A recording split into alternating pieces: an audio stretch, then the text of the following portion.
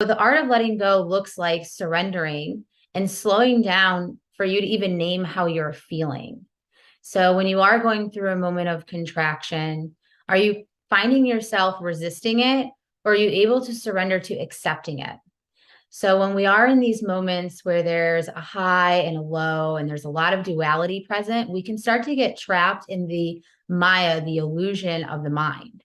So being able to slow down and name how you're feeling is going to allow you to start to invite yourself to make choices to show up from a place of where you have an open heart and an open mind. So you must be willing to let go and shed the old in order to serve love in your commitments. So when you can start to slow down and name how you're feeling, you're going to be able to identify where you're showing up from fear and where you're allowing fear to be the influence behind whether you're trying to control something or you're wanting to have the perfect outcome. Do you want things to go to your expectations? When you can get to the heart of the matter of what your commitments are, you can begin to move past that resistance with more willingness. I don't necessarily want to say ease because it's a practice to get to ease, but there's more willingness to look at those patterns of resistance that ultimately keep you stuck in the sabotage. Can I slow down and notice how I'm feeling and where I am contributing to my day-to-day experience? Because we can't ever let anything go without having an awareness of it in the first place. So when you become aware of how you're feeling, you also can start to notice, am I being rigid in a belief, program, and pattern that I'm operating from? Am I only allowing myself to see that there's one way forward, or can I be open to trusting that I can be flexible in what it is that I'm doing, and that from that place of flexibility, I can begin to create solutions that are focused on my desired outcome? So really being able to know, like, if you're finding yourself up against the same thing, are you trying to reapproach where you're feeling maybe challenged and letting something go with the same approach every single time? When you can begin to soften into the experience of what you're letting go of, you're allowing yourself to surrender to the creative intelligence of life that ultimately reflects the beauty of divine timing. And this happens with having this relationship with adjusting these belief patterns and being able to adopt new ones that are around being flexible and flowing towards what you do want, instead of getting stuck in the illusion, right, of the fear and the pressure that we put on ourselves due to time. And the only time that actually is real time is the time that we have in the present moment. So when you can start to soften into that creative intelligence, you begin to trust yourself. And when you trust yourself, you allow what you truly desire to come forward. You begin to see beyond the fog. So an open heart is always going to carry you further than a closed mind. The only thing that is tangible when it comes to letting go is to let go of what is here and now.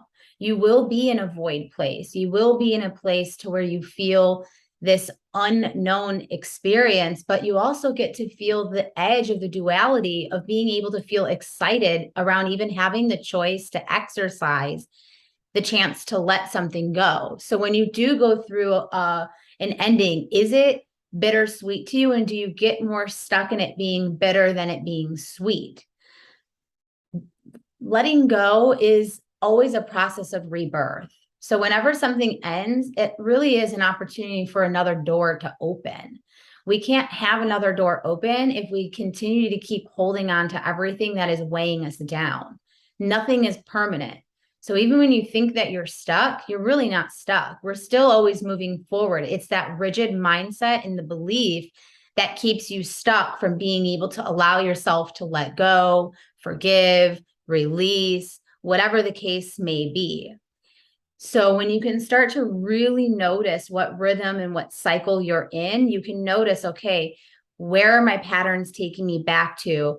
What kind of response pattern do I have when I'm feeling the contraction before the expansion? We can't necessarily see the expansion, right? We can focus in, we can hone in, we can make these declarations, but everything else is like left up to each step that's going to map its way out. We can't map out every single mile marker. That is just a part of the journey along the way.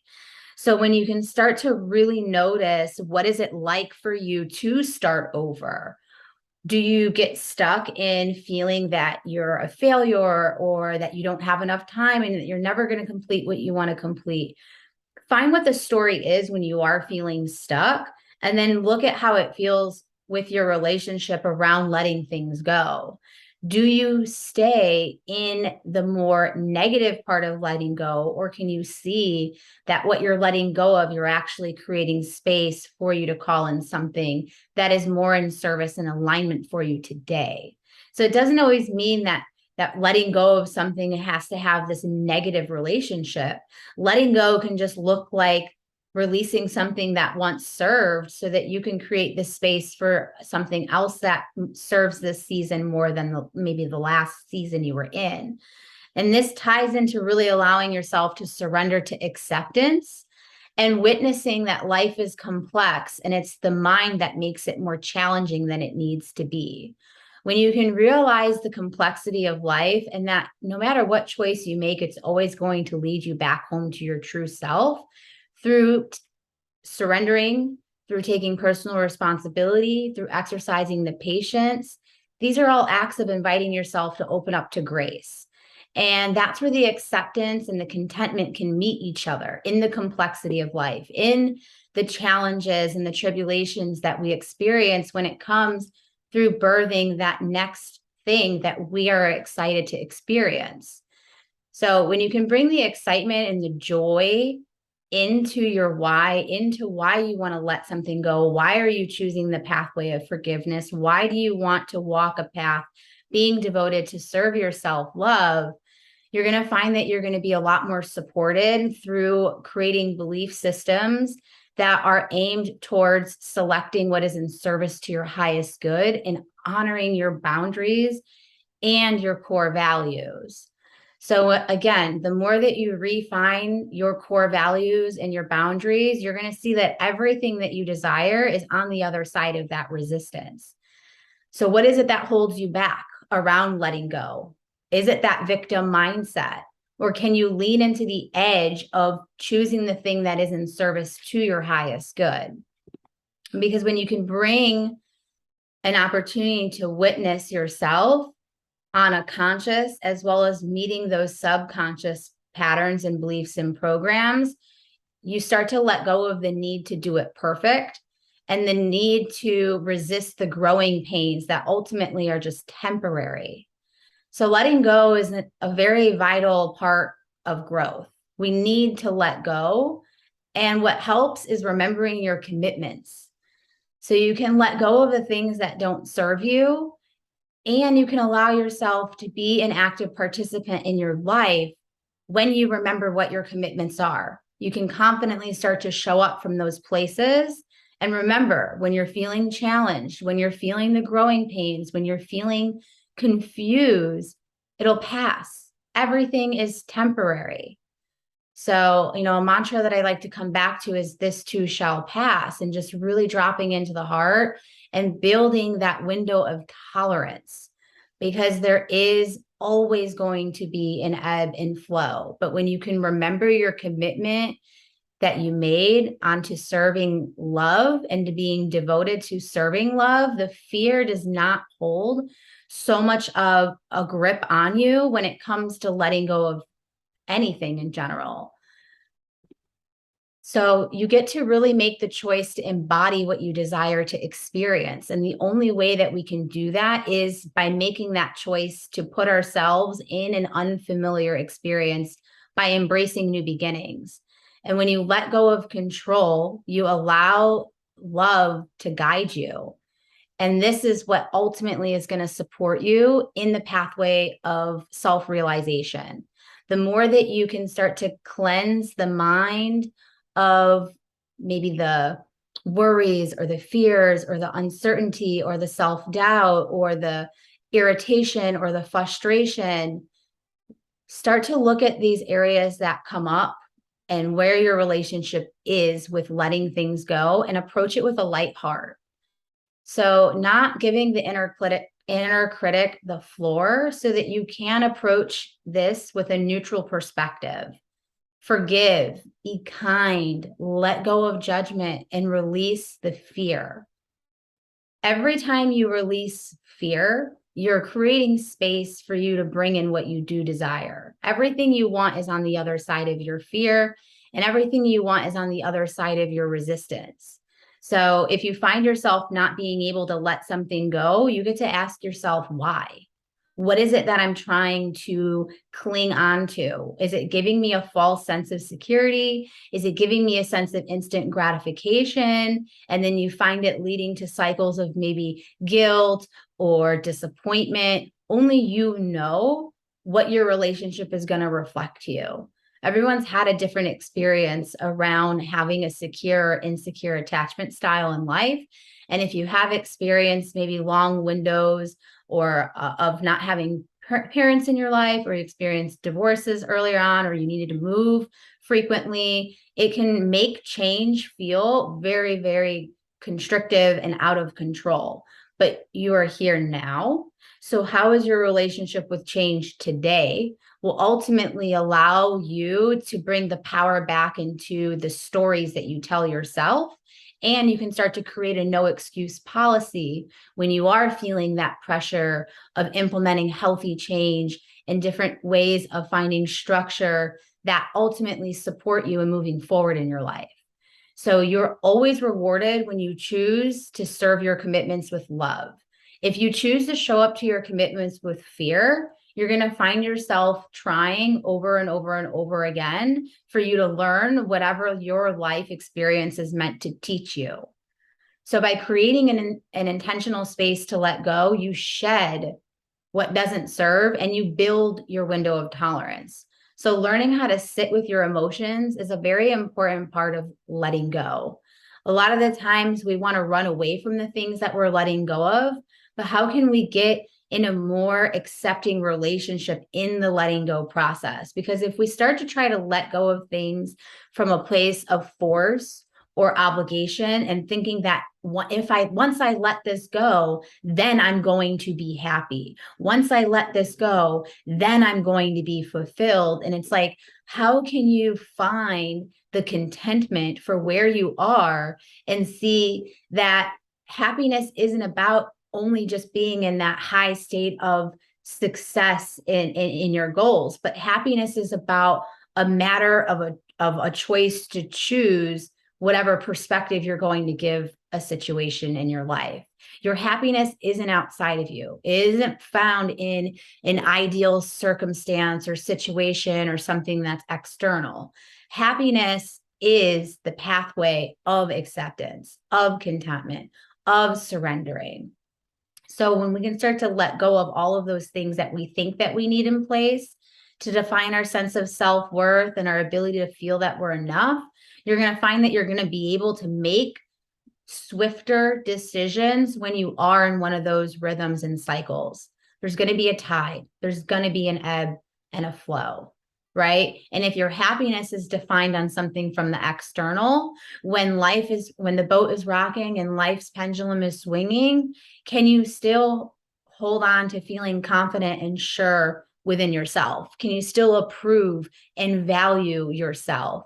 Or are you putting your sense of approval and value and worthiness on the external conditions? So really allowing yourself to let go of what you think you need in place in order to feel safe enough to embark upon that new beginning. Because it's all those false safety nets that are going to hold you back from being able to have that beginner's mind and that beginner's approach when it comes to doing something new again. There is no such thing as failure. It's what you do after failure that determines if it actually is a failure or not, right? Maybe the way that you're approaching something isn't meant to be the way for it to unfold in your life, right? So you get to try on different hats and different things that feel authentic to your self-expression, because what works for one might not work for another, which means you can start new as many times as you'd like in life. Like, just because you're creating a goal today doesn't mean that in 3 years, 5 years, 10 years from now, that picture can't change.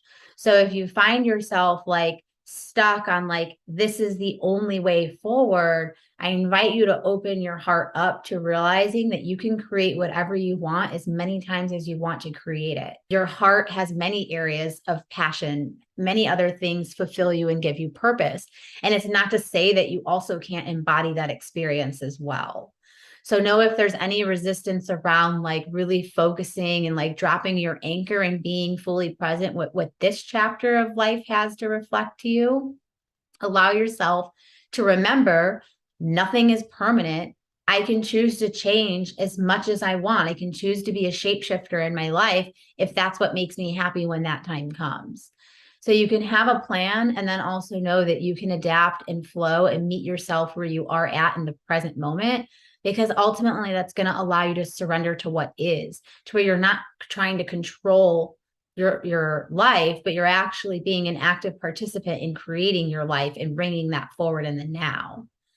So we have to have a goal and a map and like what we desire to experience in the future, while also allowing ourselves to close the doors that don't serve us presently so that we can get in that embodied aligned action to move forward. So starting over, if that feels scary, if that sounds scary, look at what your relationship can be like with change. When you think of that word starting over, how do you feel when you hear the word ending? And can you see that endings and beginnings are two sides of the same coin, and that you can always step into a new self-expression at any given time? You just have to trust in yourself enough to discern what is here, what is right now, because time is an illusion. You can make a 10-year timeline, and then all of a sudden something like a choice can bring you down a completely different path that can completely change the trajectory of a timeline.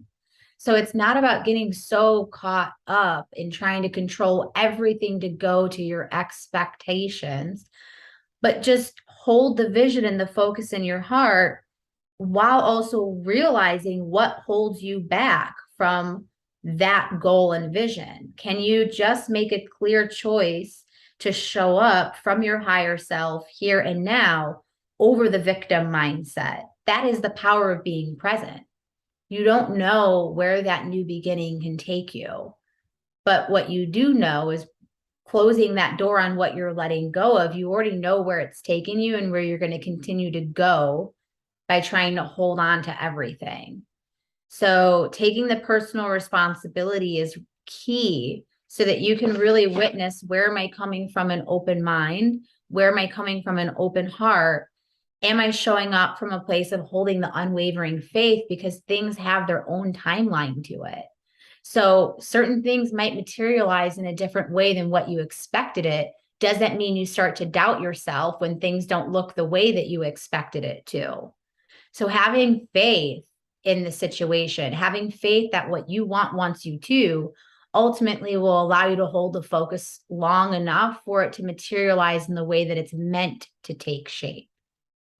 Right? You heard that, the way that it's meant to, not the way that you think that it needs to, or it should, or it has to. There's certain things that you get to hold yourself accountable to along the way so that you can be an active participant in bringing what you're birthing into physical form, right? Really activating that Shakti energy, that divine, feminine, creative energy that moves and permeates through all of life. And it's through listening to yourself in the present moment so that you can show up from a place of discernment and intuition. Logic will only carry you so far. There are some things that are like, yes, like we need to have logical systems in place. And then there's those gray areas where the rest is up to your intuition. And when you take the time to really reconnect to that part of yourself and to start to listen to that voice more, that's where the self-study comes in. You're going to find where you're giving your time away to the things that don't serve you, the things that do drain, deplete you, burn you out, maybe distract you and take away from that focus. But when you are in those spaces, it's like, don't judge it. Don't fear it. Don't blame yourself or another person of like, well, this is their fault. Just take personal responsibility and redirect your focus and your energy again. Allow yourself to play and have fun along the way and dance with the bittersweet process of letting things go. And then see the contentment that can come from that place of not resisting things. Because when we resist things, it makes things so much more uncomfortable than it needs to be. How many times have you found yourself resisting something all the way up to this point of life? And one way or another, it ended up working out. And if you can remember that it always works out, you're going to be more willing to sit down with yourself when you're having more of that inner child tantrum within, and to just allow yourself to work through whatever is there, and then to move on to the next thing. Continue to pursue and follow your joy, not getting too stuck in the rain cloud. Bring the joy and the excitement to your day. Bring the joy and the excitement to the contraction and the expansion, while also being authentic. You don't need to fluff it up and bypass if you're feeling sad or feeling down on yourself. But how can you bring some play, some love, and a light heart to that?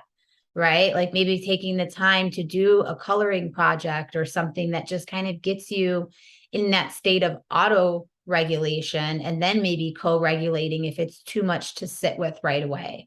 Reach for play first. Play with the pain. And in the self-study, that's when you'll be able to shift from that wound to the wisdom, and you're not going to necessarily need to keep re-experiencing whatever it is that you're not noticing, right? The bigger message beneath the surface, because that's why we have continued experiences. If we don't surrender and we don't let go, we find ourselves continuing to attract and recreate the same experience. So when we let things go, we're choosing our peace of mind, right? So when you can see, oh gosh, okay, this feels like a sharp edge to really let this go, or it feels like a really sharp edge to embrace this new beginning, at the end of the day, you're choosing the decision that ultimately offers you peace of mind, right? Allowing the deeper meanings behind your action steps to really allow you to cultivate that trust and that integrity with your accountability. When you can start to show up with confidence in your choices, you can say yes or no and not get so stuck in the dialogue of the inner critic that comes with it. You can allow yourself to sit more with those wanting and not wanting states and get to know what the subconscious dialogue and story is. Taking that path forward of self-realization will allow you to witness things through your eyes in real time versus through witnessing things from past experiences and projections and the ways that you communicate and ultimately put yourself right back in the same unwanted experience. You've got to slow down and notice these cycles so that you can shed them mindfully and consciously. Because if you just try to let things go and you don't understand the underlying motivator and purpose behind it, it's only going to carry you so far when you realize letting go isn't always 1, 2, 3, we rip the Band-Aid off, right? It's about tending to that wound and remembering to come back to it and put the ointment on it and to take care of it and tend to it for however long it needs to heal. And that's the same thing with approaching life from a neutral perspective. When taking personal responsibility and you start to bring some of these emotions to the surface that maybe we've hid from, right? I mean, nobody wants to like, oh, I'm having a sad day. How many times when we get on a call or when people ask us how we are, we're just like, oh yeah, I'm good. Like super generic. Can you start to open yourself up enough to those layers of vulnerability to really honor where you are moment by moment and to make the commitment to choose to be disciplined and devoted to self-love along the way? So you're the only person that knows what stands in the way of your success, which means you have the answer you need within you to embrace what you're ready to let go of.